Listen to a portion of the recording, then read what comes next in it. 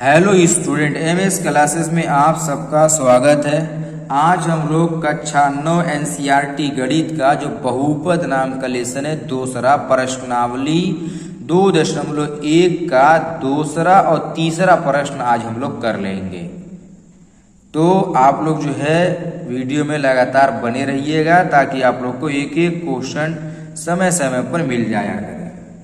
तो यहाँ पर दूसरा प्रश्न देखिए लिखा हुआ है कि निम्नलिखित में से प्रत्येक में एक्स स्क्वायर का गुणांक लिखिए।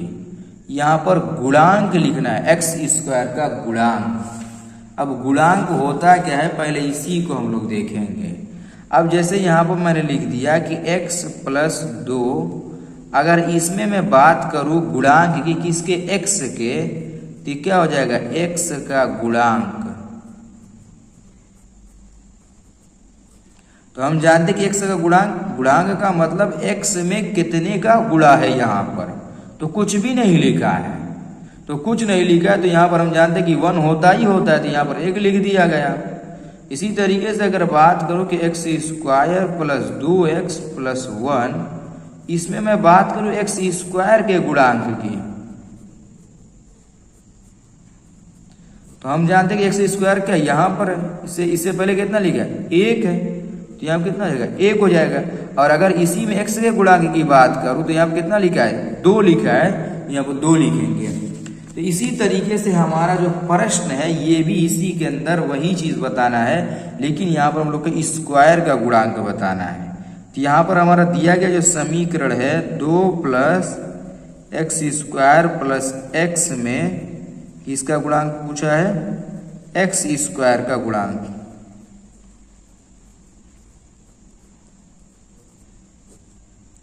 एक्स स्क्वायर का गुणांक इसमें कितना है, देखिए यहाँ कुछ नहीं लिखा है, तो 1। और एक चीज और ध्यान रखिएगा, जो चिन्ह रहता है उसके साथ लिखते, तो हम जानते हैं कि प्लस कहीं लिखा नहीं जाता है, तो इसीलिए यहाँ पर प्लस हमने नहीं लिखा है। जहां पर इसके अलावा चिन्ह आएगा उसको लिखेंगे।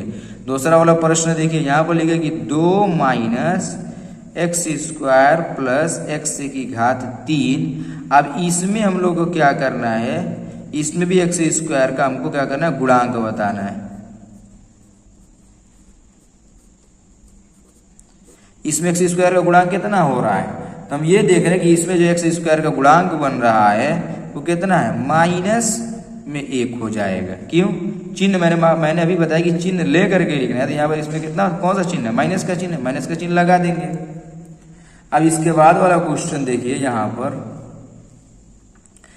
पर हमारा तीसरा प्रश्न है, पाई के बटा में 2 एक्स स्क्वायर प्लस एक्स, इसमें भी एक्स स्क्वायर का गुणांक बताना है। यहाँ पर रहेगा पाई के बटा में 2 एक्स स्क्वायर प्लस एक्स में एक्स स्क्वायर का गुणांक।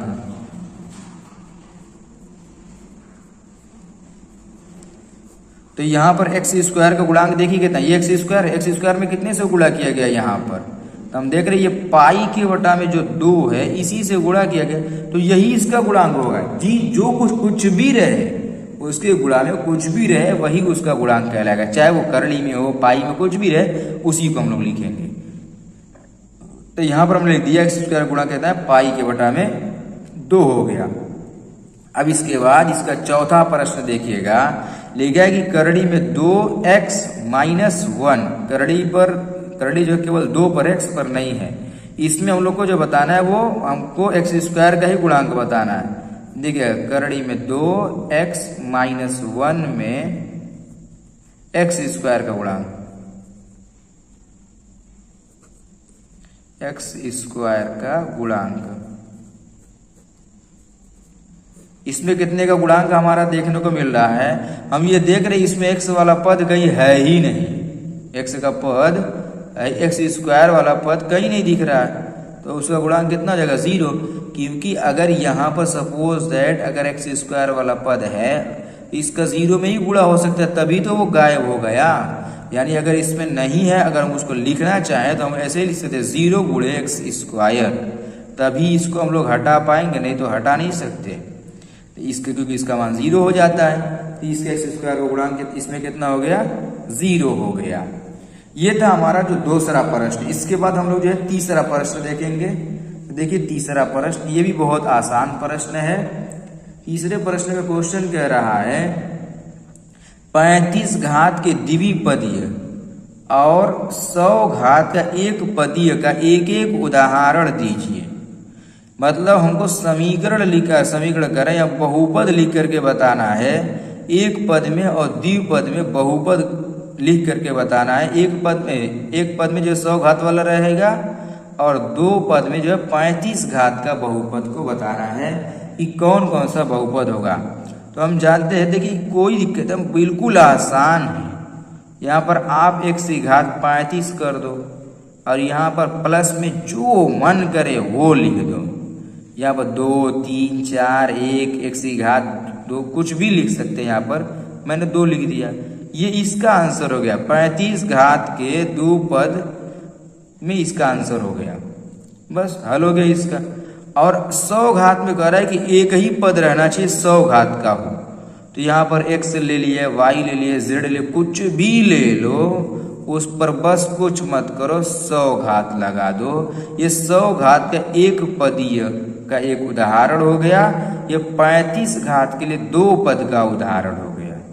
ये इसके लिए आंसर हो गया और ये वाला इसका आंसर हो गया। तो ऐसे जो है क्वेश्चन लगाएंगे।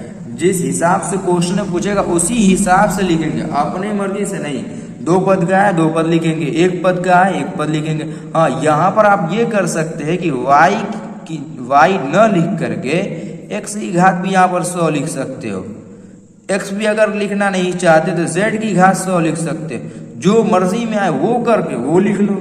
यहाँ पर अगर x नहीं लिखना चाहते तो t लिख लो। चलो t की घात 35 प्लस 1 लिख लो, ऐसे लिख लो। तो इस तरीके से जो है क्वेश्चन हल करेंगे हम लोग। ये था हमारा जो है आज का दूसरा और तीसरा प्रश्न।